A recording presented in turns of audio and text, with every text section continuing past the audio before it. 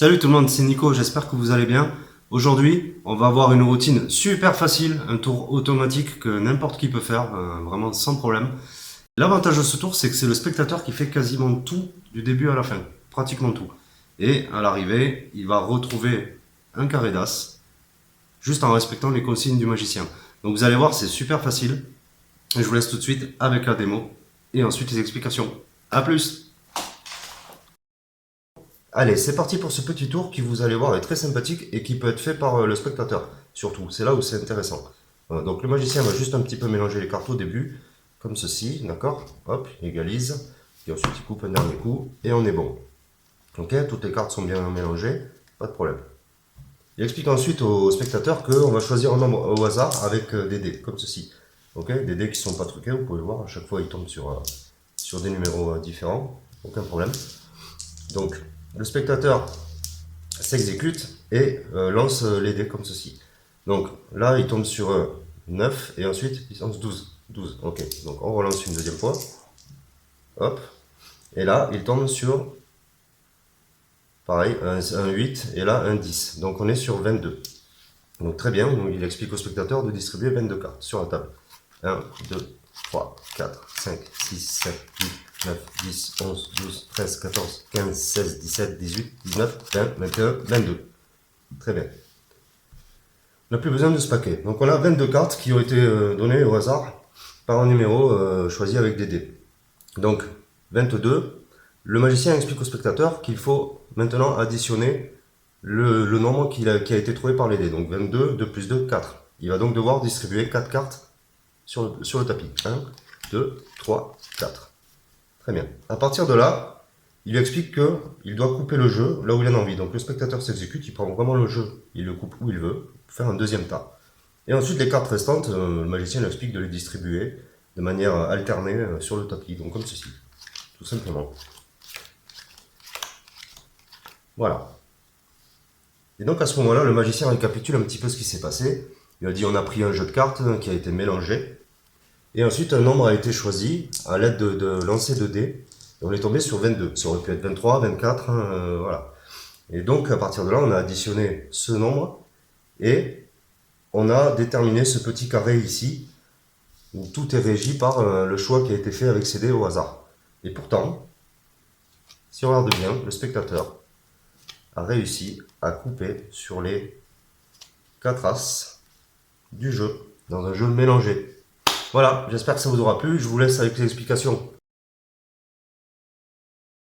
Donc pour ce tour, qui est un tour automatique, très simple, il y a une préparation bien entendu. Donc on va prendre nos 4 as, comme ceci. Et en fait ce qu'il va falloir faire, c'est placer sur le dessus du jeu 2 as, comme ceci.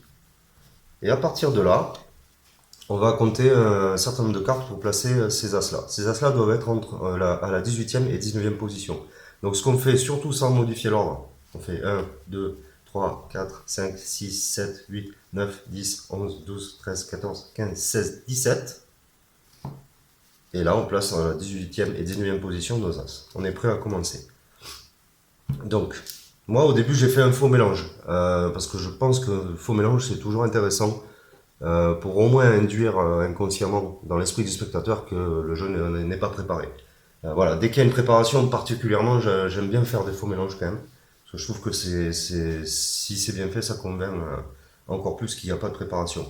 Donc là j'ai fait un push-through,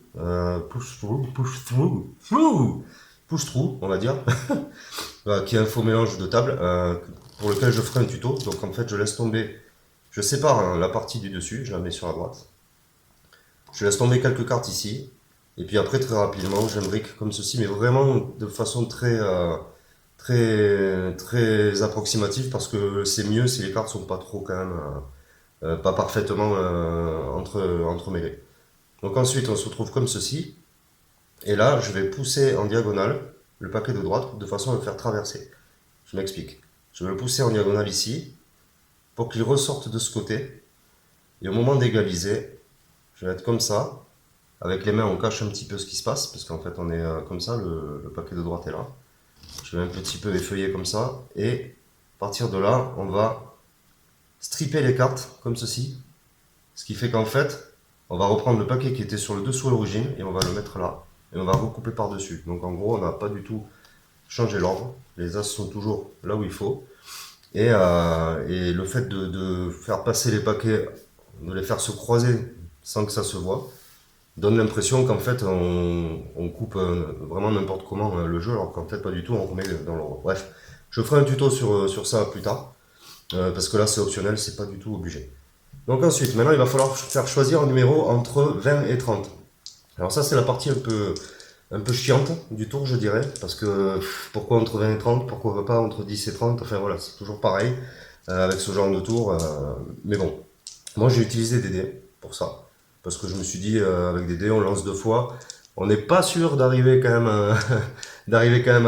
au-dessus de 20, mais bon, il y a quand même moyen assez facilement, et puis c'est un bon moyen de faire un choix vraiment purement hasardeux, quoi.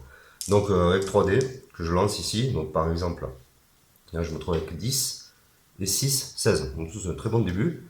Donc je recommence, et là je me retrouve avec 10 et 2, d'accord? Donc on se retrouve à 28.